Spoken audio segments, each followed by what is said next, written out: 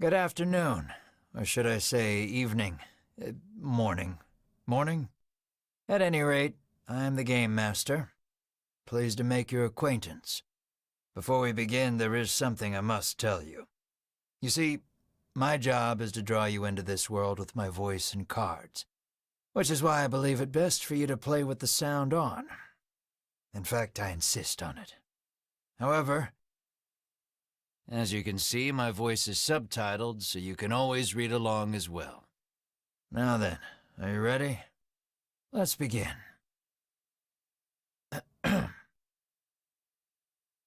Welcome to Voice of Cards. You are about to take the first steps of your adventure. Through a realm of sword and sorcery you will travel, battling bloodthirsty monsters as you strive to realize your ambitions. I have every faith you will accomplish great things here.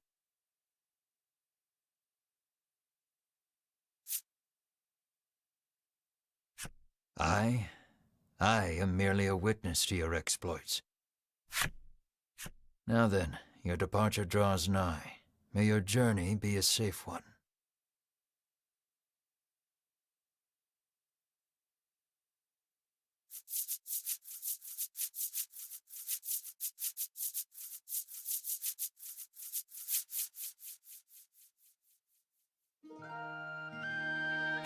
This is Castle Advent.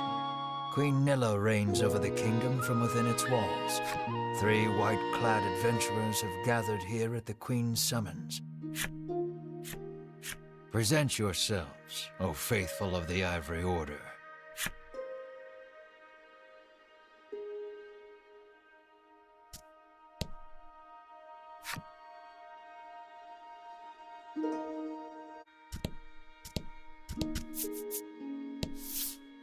From upon her throne, the Queen regards the adventurers. So you are disciples of the Order. The youngest of the 3 steps forward. She holds herself with well-born grace. I am Winifred of the Ivory Order, Your Majesty, she says. I lead this fellowship. She bows, glancing to her 2 companions. In response, the stern-looking one inclines his head and brusquely names himself Berwin.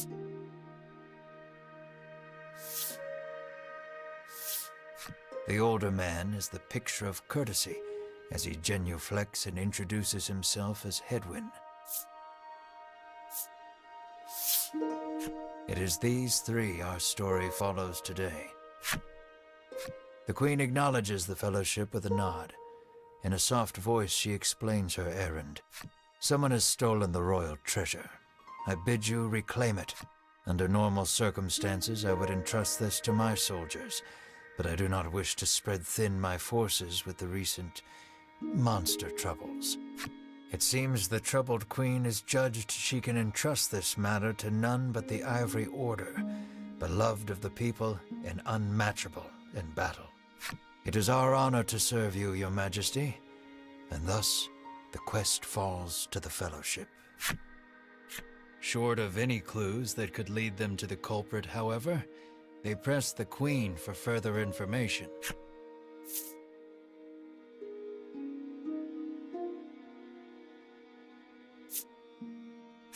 The Fellowship asks the Queen what the royal treasure is. The Queen describes a bottle containing a certain liquid. Without it, she trails off, but the desperation in her voice suggests its loss could spell disaster for the kingdom.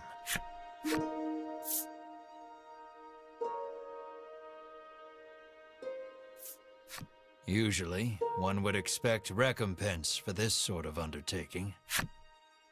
As demanding a reward would go against the tenets of the Ivory Order, you hold your tongue. The Queen, however, has already said she will reward the Fellowship with whatever they desire. It seems the royal treasure is just that important. The Fellowship asks the Queen if she knows anything about the thief. The Queen says witnesses might be found at Nexton. Pray tarry no longer here. I await news of your success. The Fellowship bows and takes their leave.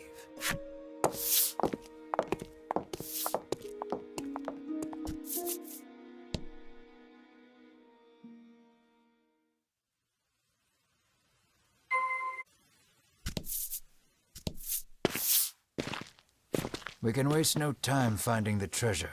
Winifred strides toward town. Wait, cries Berwin, blocking Winifred's path.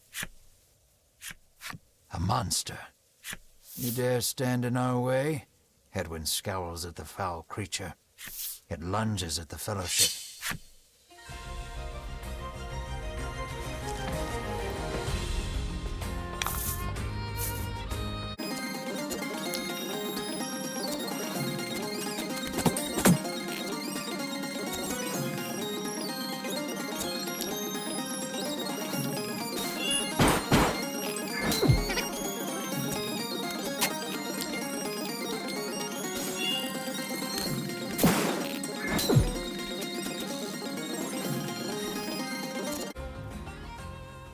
Winifred heaves a disgruntled sigh as she smooths her rumpled garb. Showing no signs of weariness from battle, Berwin silently wipes the monster's ichor from his weapon. Hedwyn inspects the remains of their foe. The Queen spoke true, he mutters, his face masked in contemplation. Winifred gives a grim nod at his words. Mayhap the treasure's theft and the monster's behavior are connected somehow. First things first, the Fellowship needs to gather more information. To Nexton they set their sights.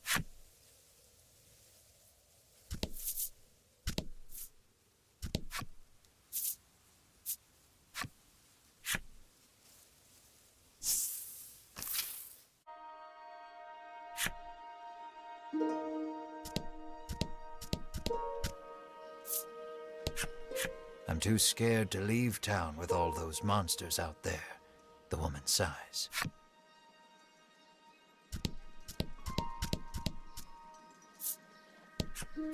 Welcome to Nexton, hails a man.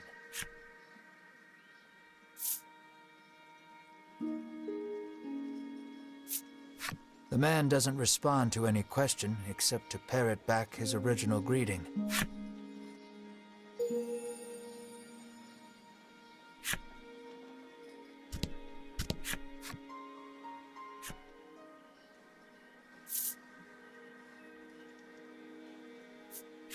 The Fellowship asks if he's heard anything about the theft of the royal treasure. The man's eyes widen. He leans close to Winifred and whispers something in her ear. Welcome to Nexton.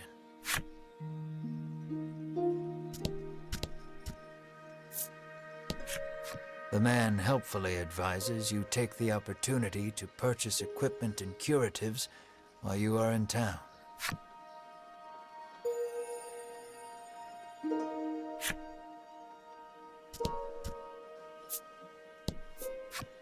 A woman sits hunched over by the side of the road.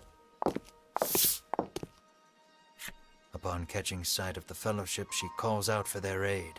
She's sprained her ankle and needs you to take her to the nearby apothecary. Winifred rushes to her and helps her up. Berwin lifts the woman onto his back, and the Fellowship sets out in search of an apothecary.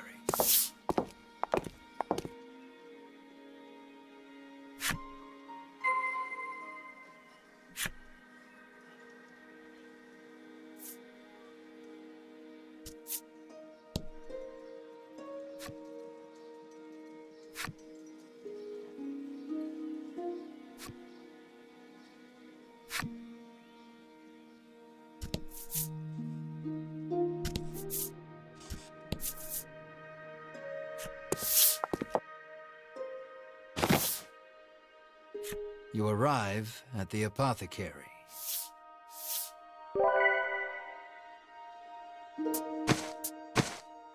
After taking a curative, the woman begins hopping up and down.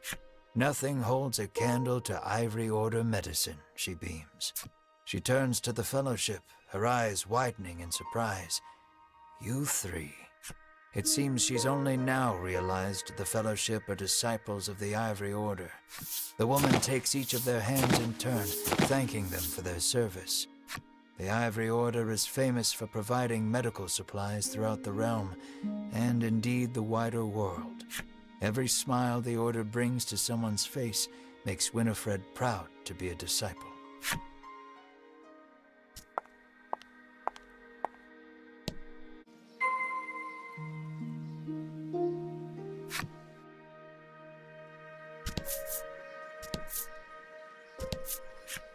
The woman begs the Fellowship for their autographs. She seems to greatly admire the Order. I know there's nothing to worry about with disciples of the Order here, she says, relief flooding her features. Upon asking, the woman says she was attacked by a monster outside of town. A strange creature, she says, nothing but bones, and it clutched a bottle of medicine as if its life depended on it.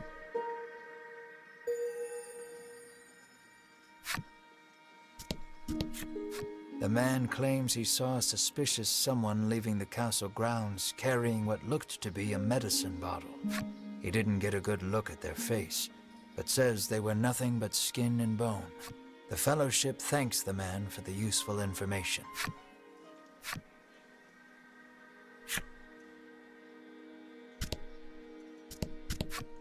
Nothing holds a candle to Ivory Order medicine, proclaims the woman, swigging this curative and that.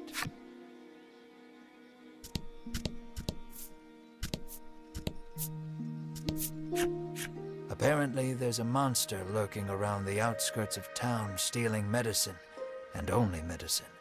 Rumors claim the monster fled to the west. Thanks to the information gleaned from the townsfolk, the Fellowship is all but certain of who has stolen the royal treasure. The first clue was the Queen's description of the treasure, a small bottle containing a certain liquid. Then there's the bony figure seen fleeing town, the skeletal monster clutching the bottle of medicine, and the monster that fled west. From all that information, the Fellowship distills the thief's true identity.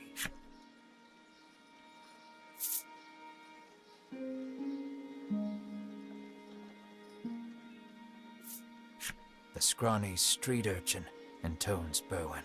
It must be. Winifred ignores that. Our thief is the monster that fled west, she says, with a glance to Hedwyn. Hedwyn nods silently in agreement with Winifred's conclusion. Winifred clears her throat, proclaims that the Fellowship shall head west, out of town, and walks off.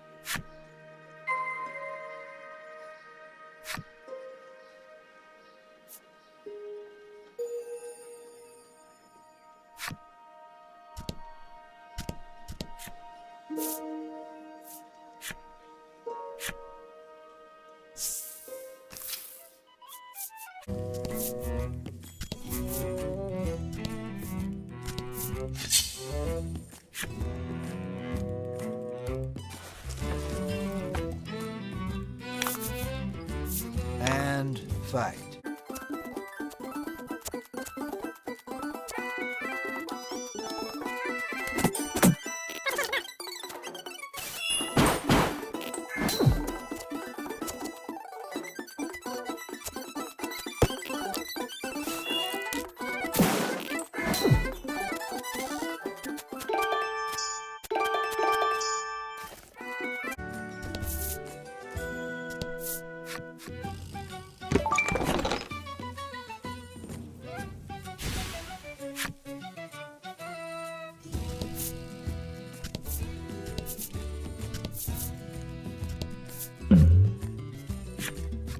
A bizarre rock appeared. It seems primed to explode.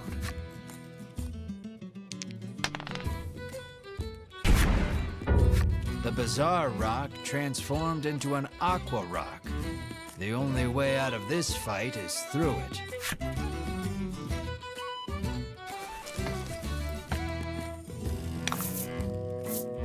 Don't hold back.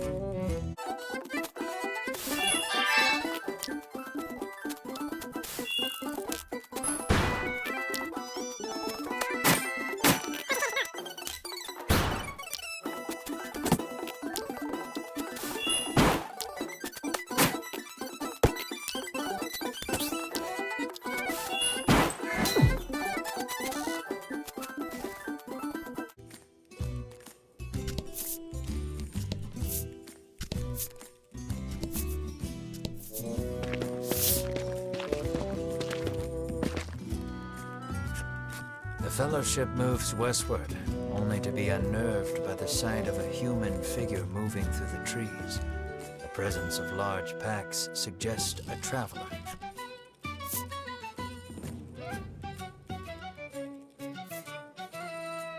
I beg your pardon, but did you catch sight of a monster fleeing west? Winifred inquires. He gives her a puzzled look. There's nothing out there but the sea, he says. That and a cave full of monsters on the opposite shore. I suspect you might find your quarry there. The Fellowship exchange glances and nod as if to say, then that is where we shall go. Alas, they will need a boat to cross the sea. The traveler hoists his packs, suggests the Fellowship speak to the fishermen on the western shore, and takes his leave.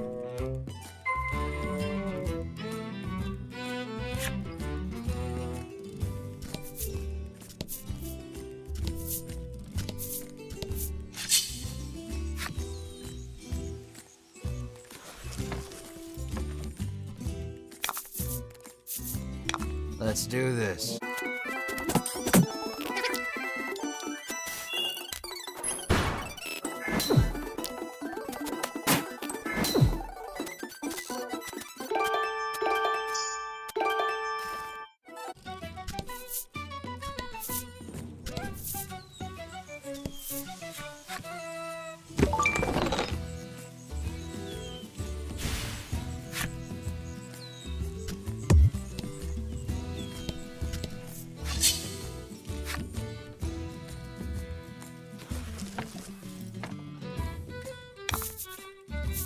Let's do this.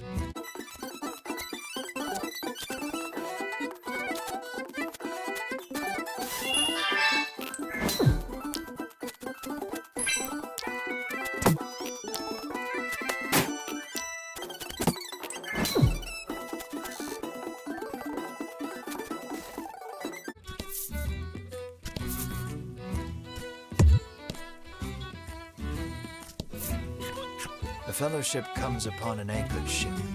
Close by, a fisherman of exquisite physique hauls a net out of the water, his muscles rippling. This is no time for lustful reverie. Winifred races to his side and asks that he give the Fellowship safe passage aboard the ship. That vessel is cursed, the fisherman mutters, trembling.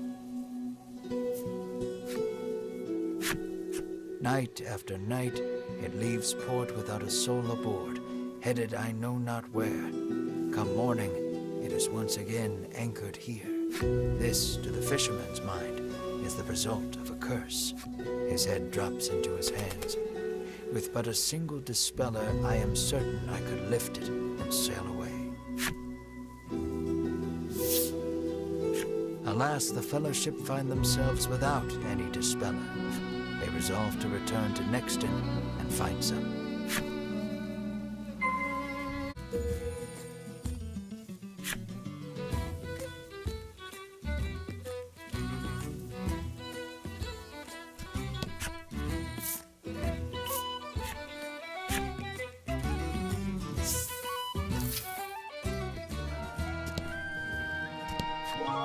An innocent-looking young boy accosts the Fellowship. Want to play a game with me? He asks expectantly. In this parlor, you can play cards. The child rambles on, wheedling you. I'll give you this if you play with me.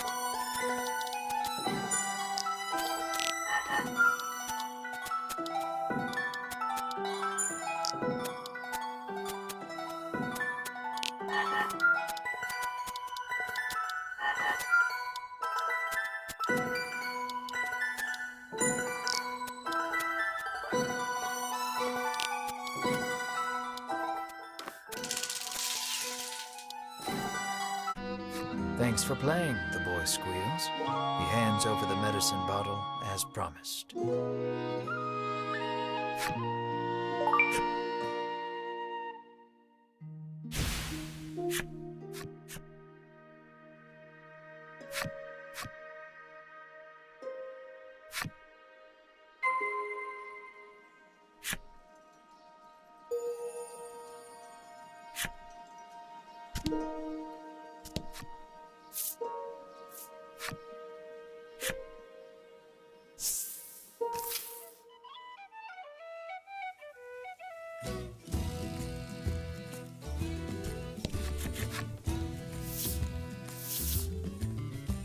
Winifred hands the despairing fisherman a dispeller and asks again for safe passage to the cave beyond the sea. The fisherman snatches up the concoction, so delighted that his pectoral muscles begin twitching.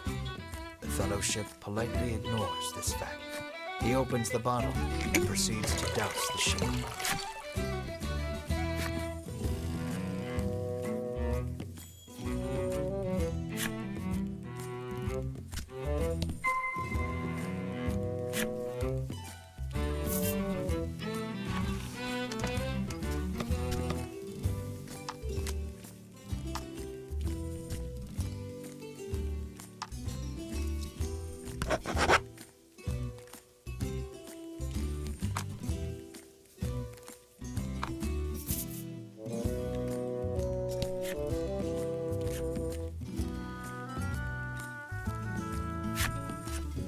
Are you ready to set sail for the cave? The fisherman asks. How will you respond? Let's shove off then. He beckons you aboard.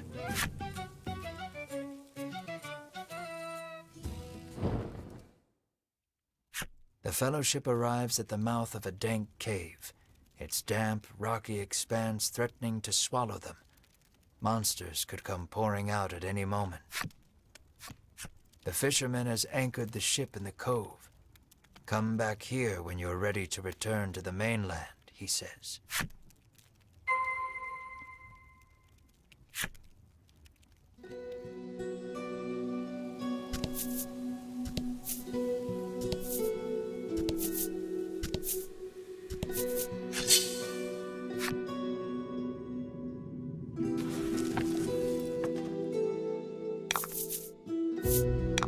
Don't hold back.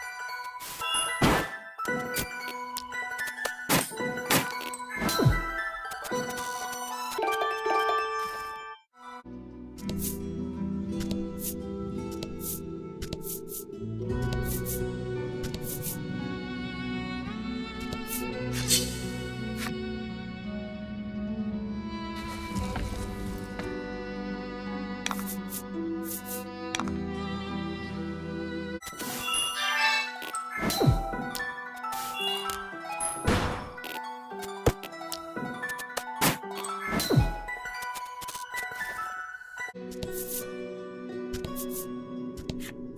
door is shut tight. You spy a keyhole on it, suggesting the existence of a corresponding key.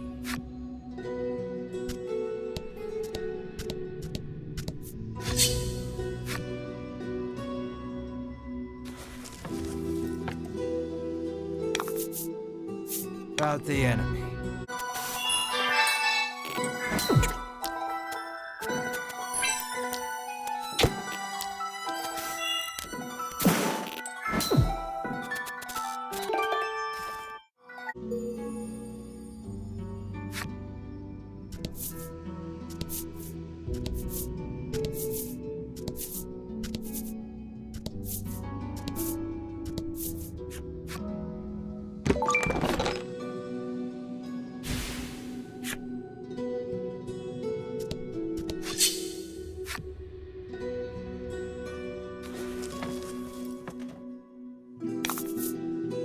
And fight.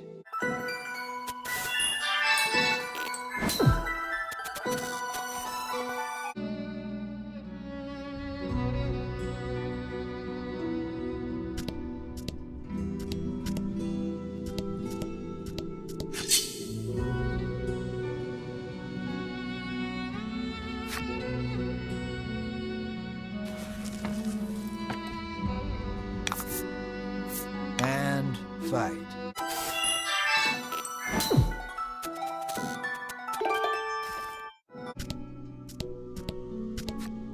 The door before you is shut quite tightly. It appears to have a keyhole. The simple key may be of use here. The Fellowship slides the simple key into the keyhole and turns it. The lock opens with a thunk.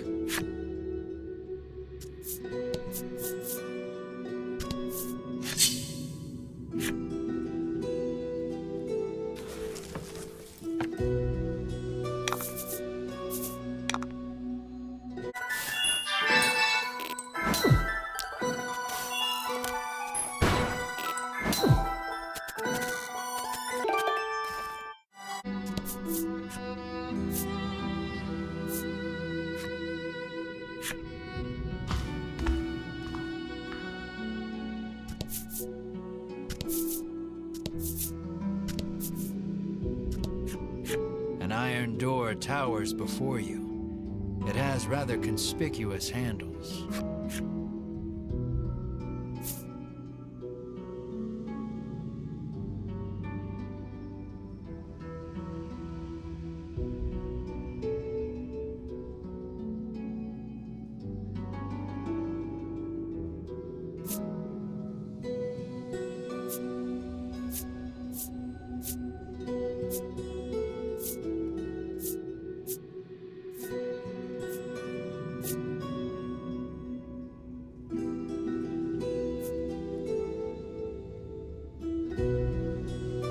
Berwin pulls on the massive handles with all his might. It moves not an inch. Berwin gives the door a roundhouse kick out of pure frustration. As his foot connects, the door trundles to the side. So it was one of those sliding contraptions.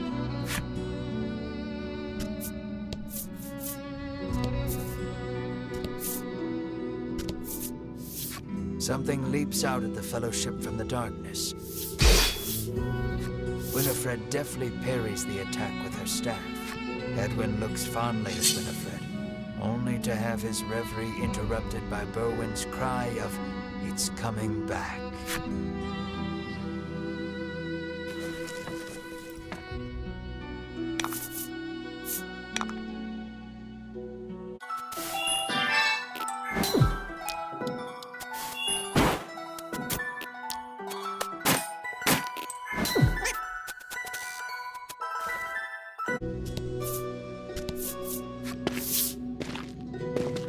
The Fellowship approaches the chest, only for a voice deep as an earthquake to echo through the cavern.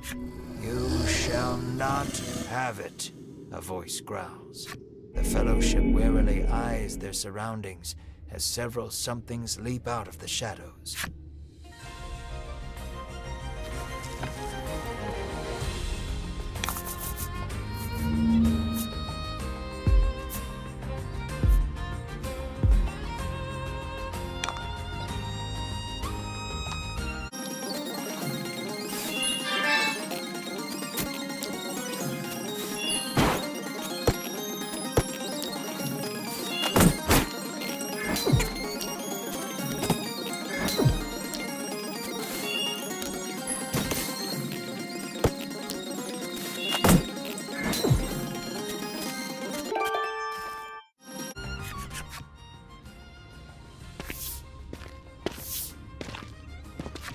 Winifred neatly steps through the fiend's remains and opens the chest.